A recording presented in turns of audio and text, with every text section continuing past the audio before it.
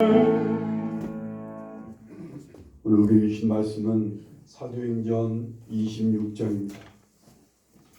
26장 8절부터 18절까지.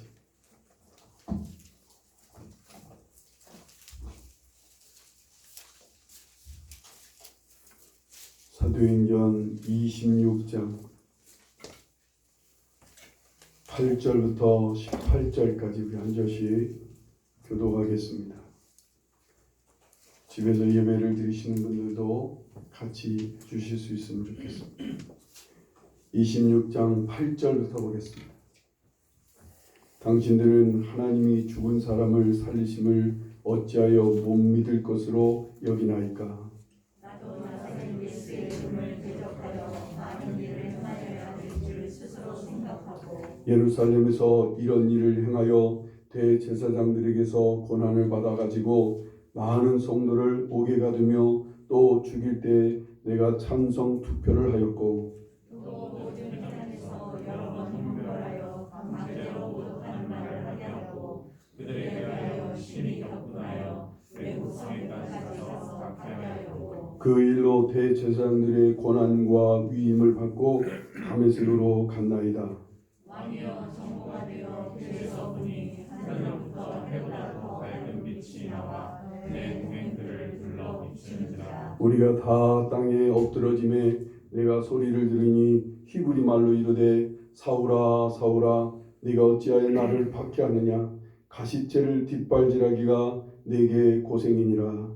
내가 대답하되 주님 누구시니까? 주께서 이르시되 나는 내가 박해하는 예수라. 일어나 너의 발로 서라. 내가 네게 나타나는 것은 곧 네가 나를 본 일과 장차 내가 네게 나타날 일에 너로 종과 증인을 삼으려 함이니 이스라엘과 그들에게서 내가 너를 구원하여 그들에게 보내어 그 눈을 뜨게 하여 어둠에서 빛으로 사단의 권세에서 하나님께로 돌아오게 하고 죄사함과 나를 믿어 거룩하게 된 무리 가운데서 기업을 얻게 하리라 하더이다. 오늘은 15절까지만 여러분에게 전하려고 합니다. 기독교인들이 반드시 믿어야 되는 5대 믿음이 있어요. 그죠? 5가지 믿음이 있습니다. 제일 첫 번째는 하나님께서 천지를 창조하셨다고 하는 천지창조에 대한 하나님께서 창조하셨음을 믿는 거예요. 두 번째는 예수 그리스도께서 동정녀의 몸에서 탄생했다는 거예요. 동정녀가 뭔지 알지요? 남자하고 잠을 자지 않은 상태의 그 처녀의 몸에서 예수님이 잉태하여 탄생했다는 사실을 믿는 거예요.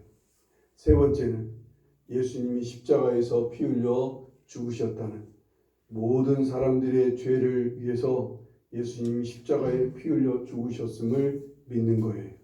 네 번째는 예수님이 죽은 지 사흘 만에 죽은 자 가운데서 다시 살아나셨다고 하는 예수님의 부활을 믿는 거예요.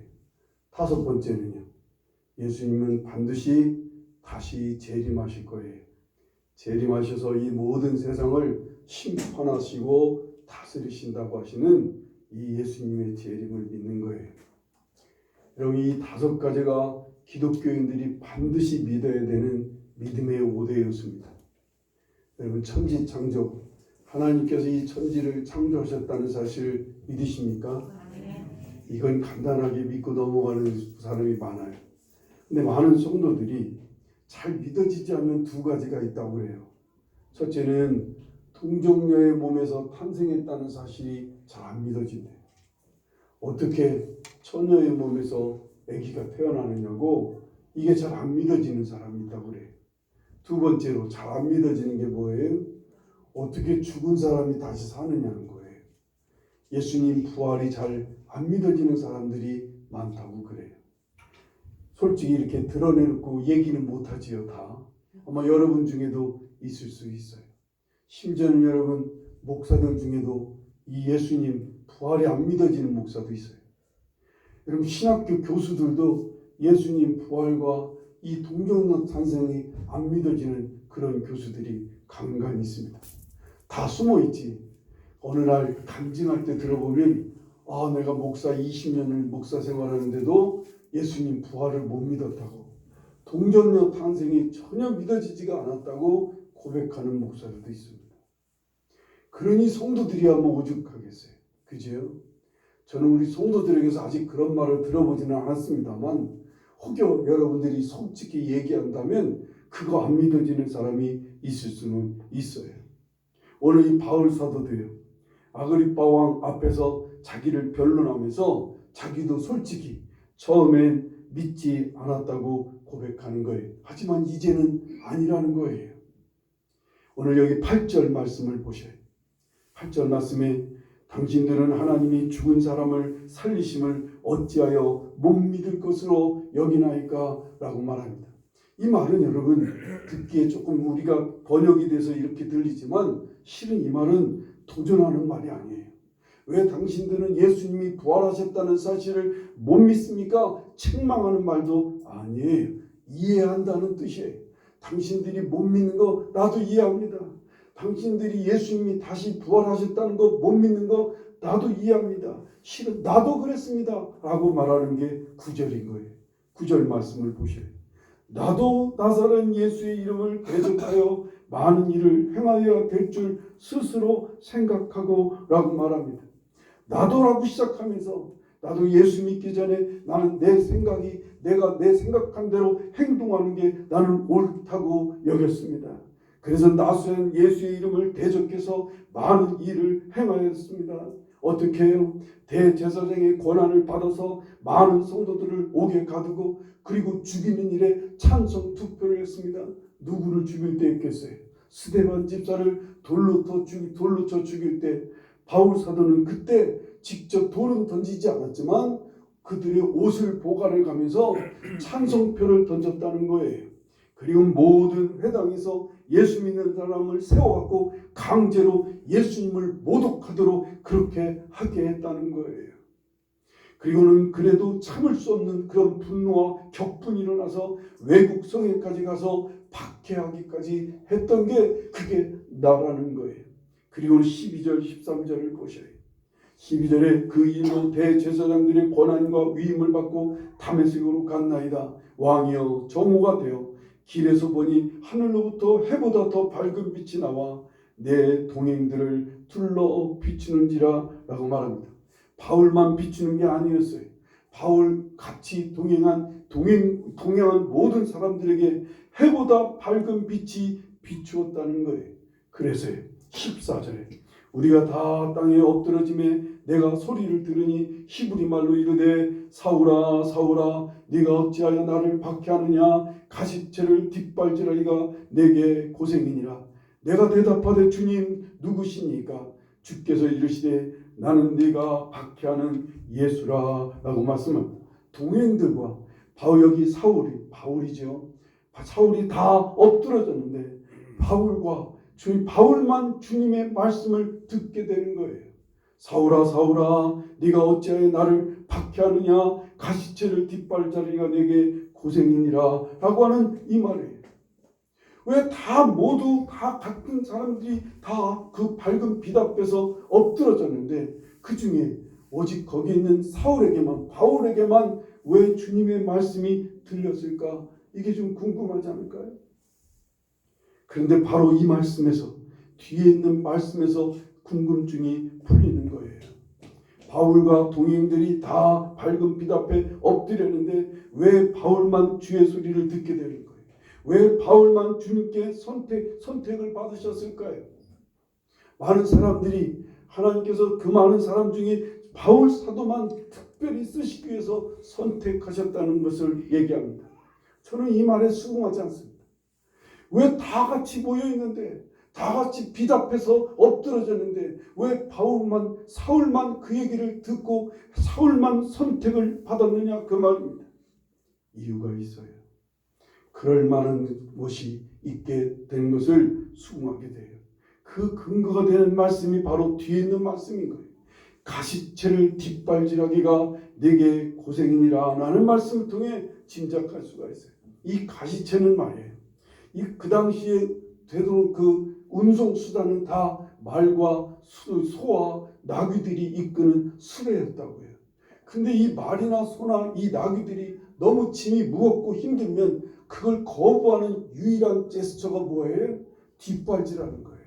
짐승들이 마음에 안 들면, 말들이 여러분 마음에 안 들면 어떻게 해요? 뒷발질해갖고 사람을 치잖아요. 이렇게 뒷발질하는 짐승들이 거부할 때 이 짐승들을 발 뒤편에다가 가시채를, 아주 날카로운 가시채를 받아 놓는 거예요. 그래서 뒷발질하면 뒷발질할 때마다 가시채에 찔려갖고 아주 고통스러워하는 거예요. 그러면 이 짐승들이 할 수 없이 말을 듣고 제 길을 갖게 하는 거예요. 어떤 주인들은요, 아예 가시채를 거기다 세워놓는 게 아니라 가시채를 갖고 다녀요. 갖고 다니면서 막 치는 거예요. 뒷발질할 때마다, 짐승들이 거부할 때마다 가시채로 짐승들의 뒷발을 막 때리는 거예요. 피를 흘려가면서 짐승들이 막 고통을 느끼며 할 수 없이 주인의 말에 따르게 하는 게 이게 가시채예요. 그런데 주님께서는 이 사울에게, 이 바울 사도에게 바로 이 말씀을 하시는 거예요. 이 말씀을 하는 것을 보면 바울이 예수 믿는 사람들을 옥에 가두고 그리고 돌로 쳐서 성도를 죽이는 일에 찬송표를 던지며 강제로 모독하는 말을 마비하고 그거는 박해를 하면서 계속 마음에 뭐가 있었어요? 찔림이 있었다는 것을 짐작하게 돼요.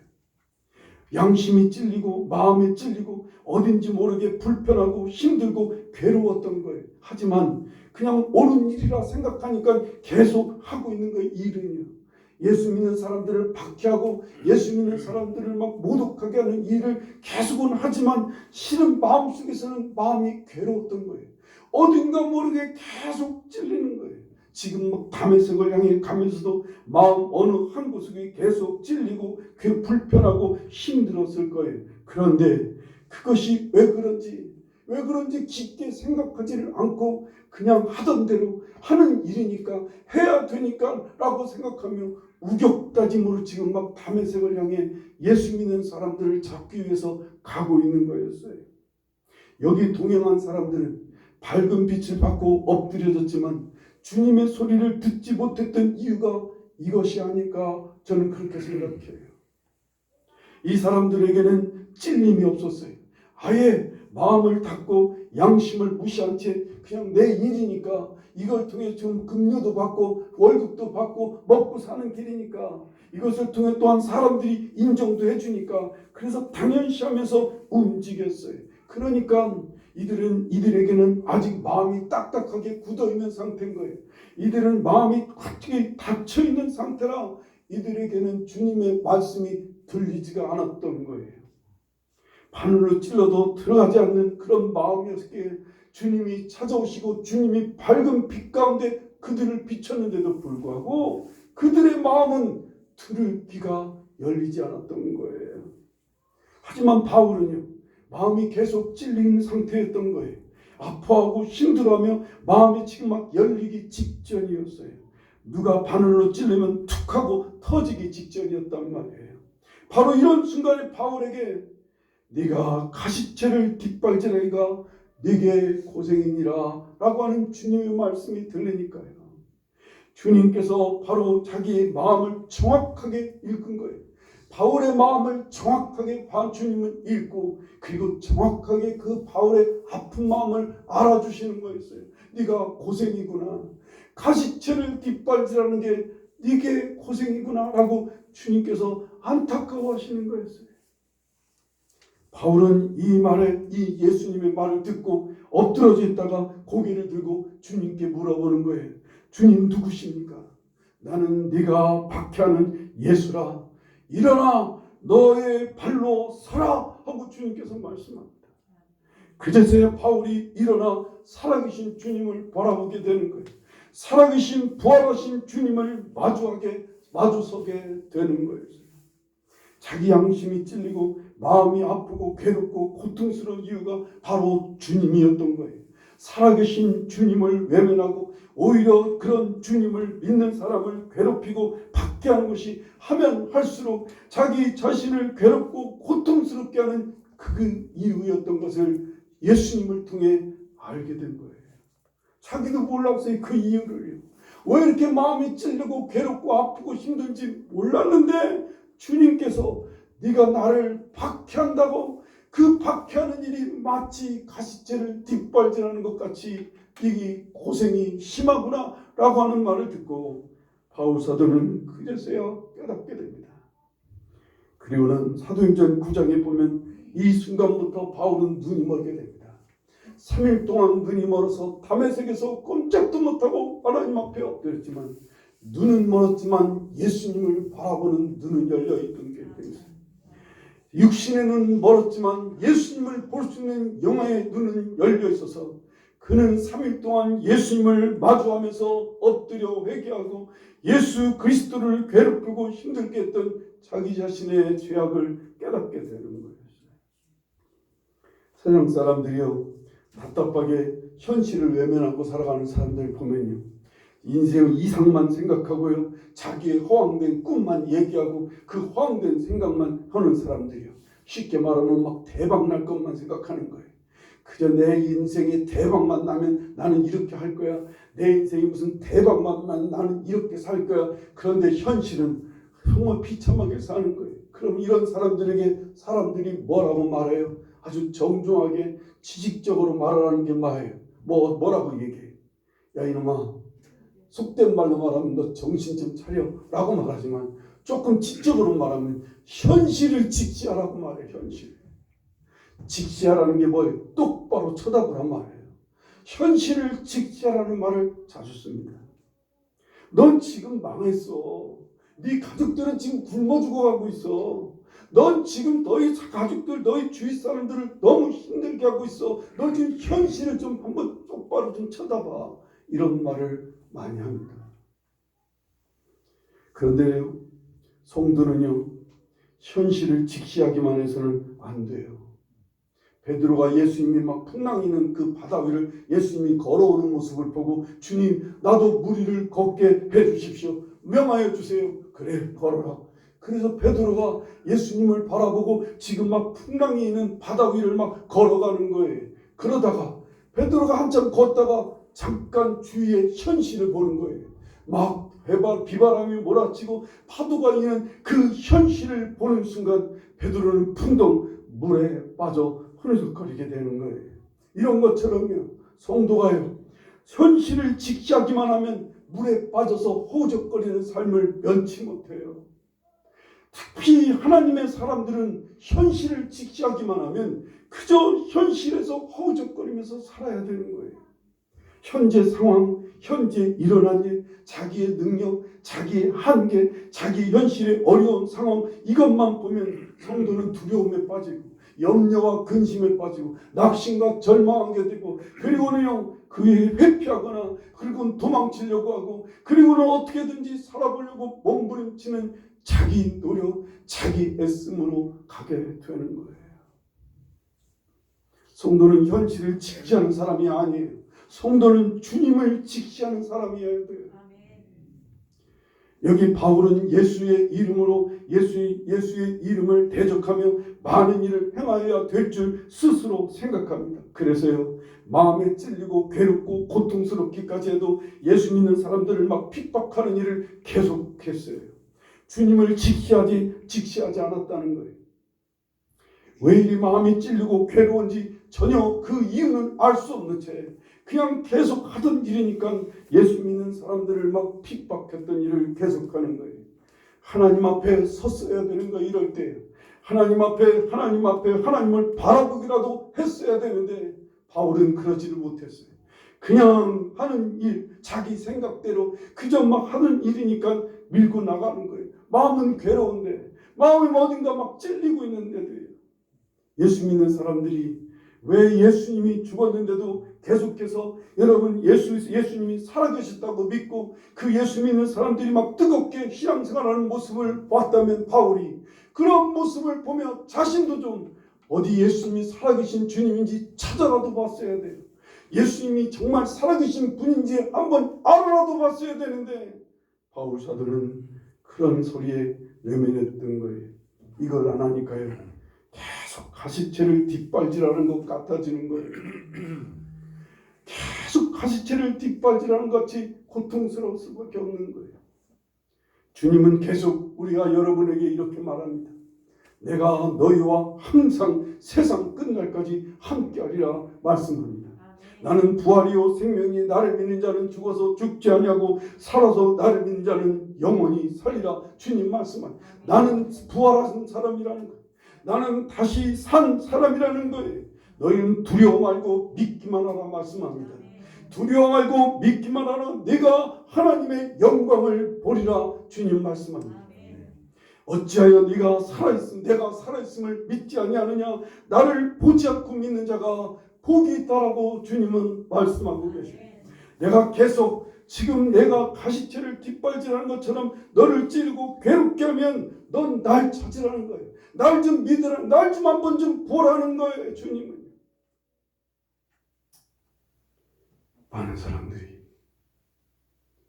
이런 주님의 간절한 마음을, 요청을 자꾸만 받아들이지 않는 거예요. 예전에 제가 천주교 신자였다가 개신교로 돌아온 어느 남자 집사님 얘기를 한번 들은 적이 있어요. 이분은 사업을 하시는 분인데, 근데 아주 정말 아주 겸손해요.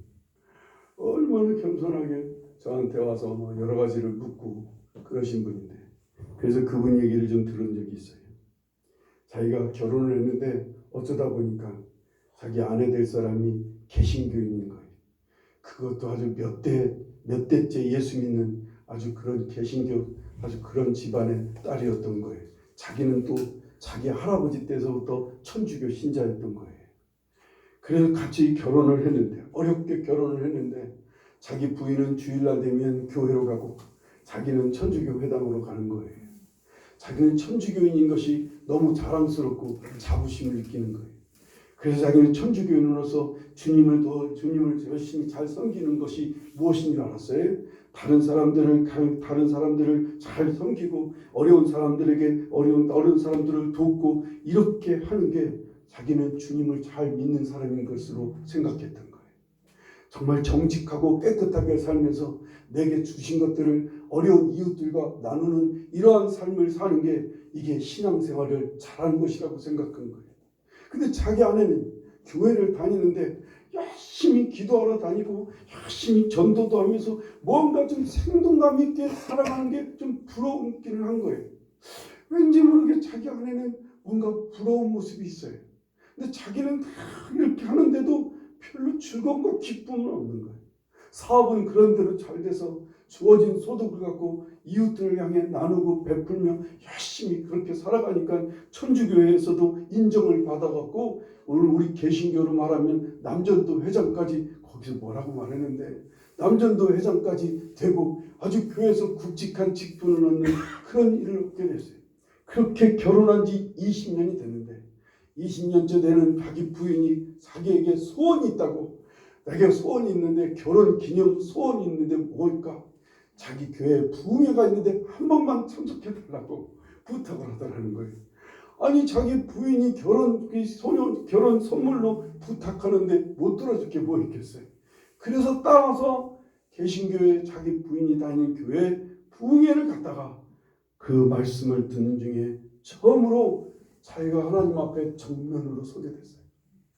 정말 처음으로 예수 그리스도 앞에 서게 됐는데 자기가 얼마나 죄가 많은 사람인지, 자기가 얼마나 죄덩어리인지, 그래서 자기를 위해 예수님이 죽으셨다는 사실을, 그리고 더 놀라운 것은 그날 주님께서 자기를 향해 뭔가 말씀하시는데 그 많은 사람들이 있는 기도 속에서 주님이 나를 기다렸다고, 내가 너를 기다렸노라 왜 지금 왔니? 라고 말씀하시더라는 거예요. 살아계신 주님이 자기에게 정말 기다려서 이제 왔느냐고 하는 이 말씀을 듣고 너무 깜짝 놀랐다는 거예요. 그 자리에서 엎드려 막 하나님 앞에 막 무너지는 속에서 회개하고 다시 한번 살아계신 주님을 영접하고 예수 그리스도를 이제 믿기로 굳게 결단하고 일어나서 이제 천주교를 뒤로하고 개신교로 와서 이제 지금까지 신앙생활하고 있다는 거예요. 많은 성도들도 그래요. 그냥 예수님을 위해 내가 예배를 드리고 헌금하고 더 나아가 내가 착하고 의롭게 살면 된다고 생각하는 거예요. 그냥 예수님을 정면으로 직접 마주하지는 않는 거예요. 그냥 열심히 일하고 살면서 주님이 기뻐하시는 일을 하면 된다고 생각해서 열심히 행하기도 합니다. 하지만 단독으로 주님 앞에 서는 일은 껄끄러워요. 단독으로 주님을 바라보고 주님을 마주 보려고 하지는 않아요. 왜? 부담스러우니까. 뭔가 힘들 것 같아서. 주님이 살아계셔서 항상 함께 하시고 지켜보시고 붙들어 주시고 나에게 문을 두드리시며 열라고 하는데도 주님께 나의 원하는 것만 요구하려고 하는 거예요. 내가 바라는 것만 부탁하고 나의 하는 일 잘 되게 해달라고 부탁하기도 하지만 정작 주님을 모시고 주님 앞에 정면으로 서지는 않기를 원해요. 아니 그렇게 되는 일이 없기를 원해요. 막 찔리거든요. 주님 앞에 정면으로 서려고 하니까 뭔가 부담스럽거든요. 뭔가 힘들 것 같아요. 두려워서 주님을 마주하는 것을 피하는 거예요. 오늘 주님은 우리에게 말씀하십니다. 가시치를 뒷발질하지 말고 너는 내 앞에 일어나 너의 발로 서라 하는 게 오늘 주님 메시지입니다. 주님 저의 자녀나 부탁해요. 주님 제가 지금 중요한 일이 있습니까? 이 중요한 일을 좀 도와주세요. 주님 저 좀 지금 도와주세요. 막 여러 가지로 주님 앞에 얘기합니다. 주님은 안다. 내가 네 사정 알아. 내가 네 문제 알아. 난 다 아는데 그건 내가 도와줄 거야. 그거 말고 넌 나 좀 봐. 넌 내지 마. 내 앞에 좀 서봐. 넌 똑바로 나 좀 쳐다보란 말이야. 주님이 원하시는 게 바로 그거예요. 그 문제 속에서 그 어려운 일 속에서 그거에만 매몰되지 말고 그런 기회를 갖고 내 앞에 좀 섰으면 날 좀 바라보란 말이야. 내 앞에 좀 똑바로 서라는 게 주님의 간절한 뜻이에요. 난 널 지켜보고 있어.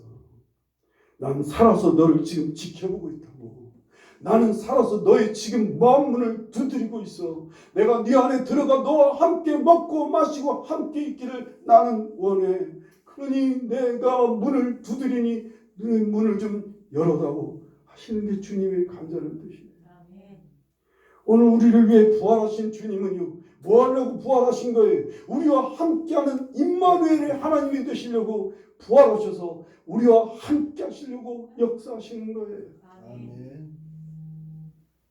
주님을 마주보고 서는 거예요. 살아계셔서 지금도 내 앞에 계신 주님인 것을 믿음으로 바라보고 내 앞에 계신 주님인 것을 믿고 그냥 주님을 바라보는 거예요. 믿음의 눈으로. 오늘 살아계신 주님이 내 앞에 계시다고 믿고 그냥 믿음으로 주님 앞에 있어보는 거예요. 그리고 하루를 그리고 1시간을 그리고 3일을 그리고 10일을 그리고 40일을 계속 그냥 있어봐요. 그냥 주님 바라보고. 여러분이 가진 소원 다 알고 있어요. 여러분의 문제 다 아셔요. 여러분 지금 뭘 원하는지 주님 다 아시고 그냥 바라만 보고 있으라고요. 저는 그래서 새벽 시간을 권해요. 새벽 시간이 제 경험상 보니까 많은 신앙의 선배들이 그래서 새벽을 찾은 이유가 거기 있다는 걸 알아요.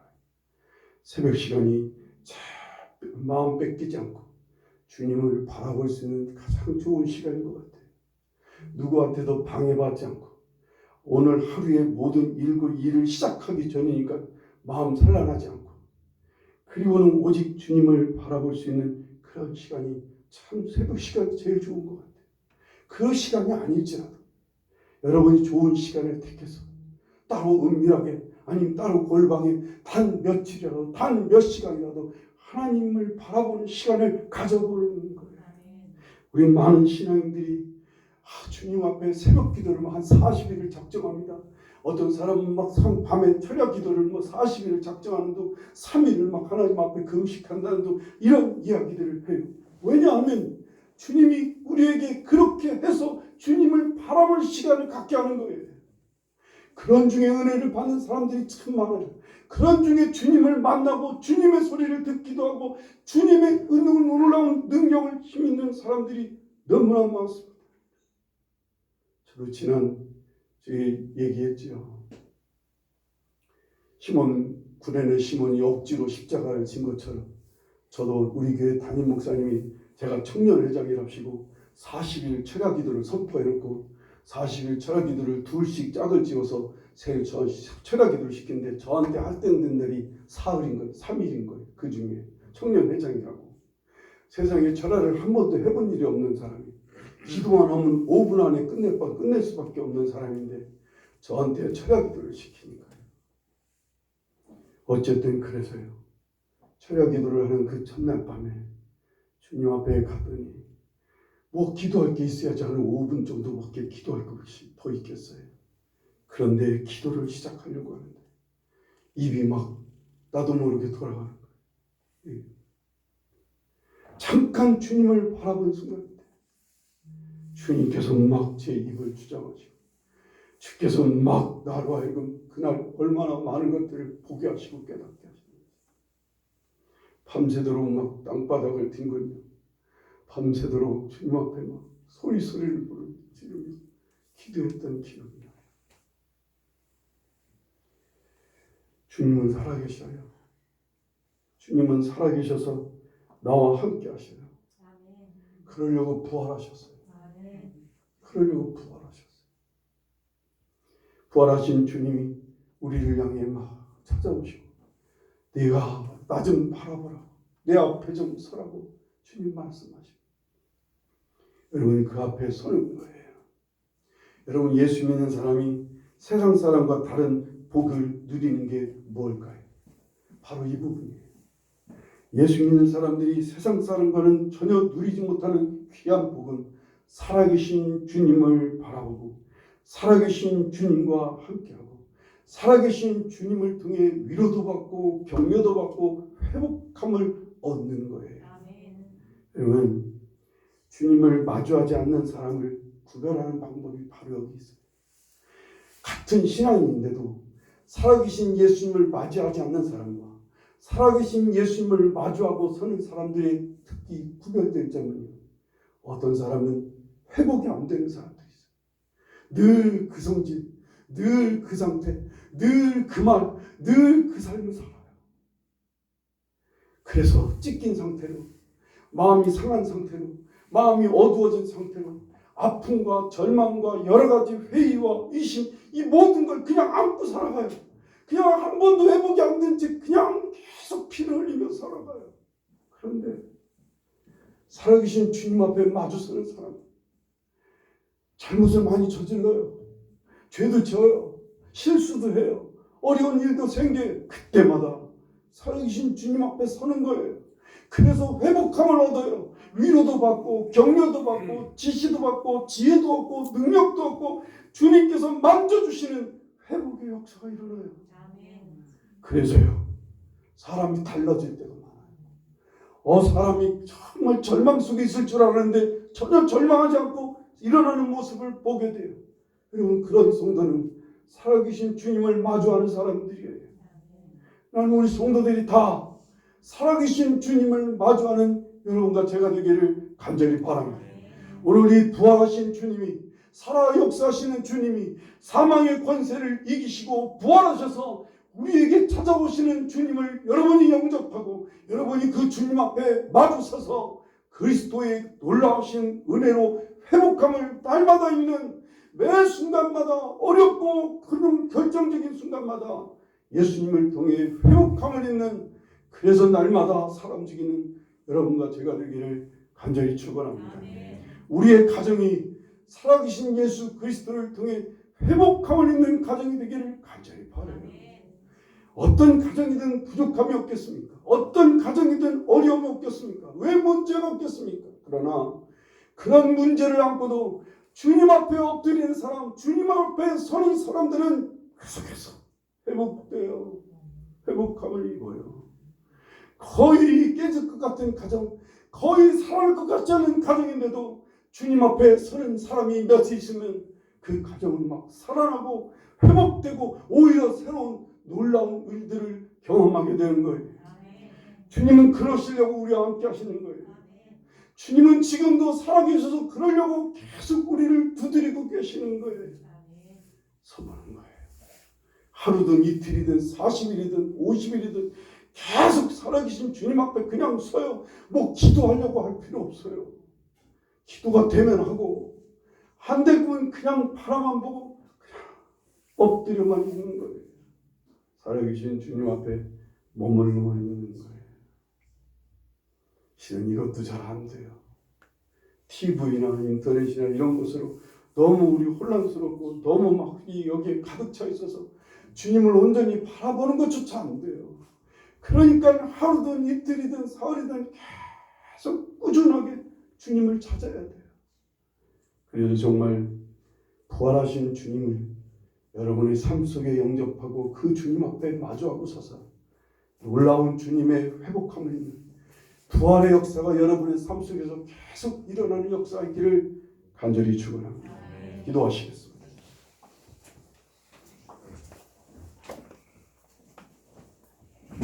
우리 시간 함께 기도하실 때 하나님 내게 주님을 마주하기를 원합니다.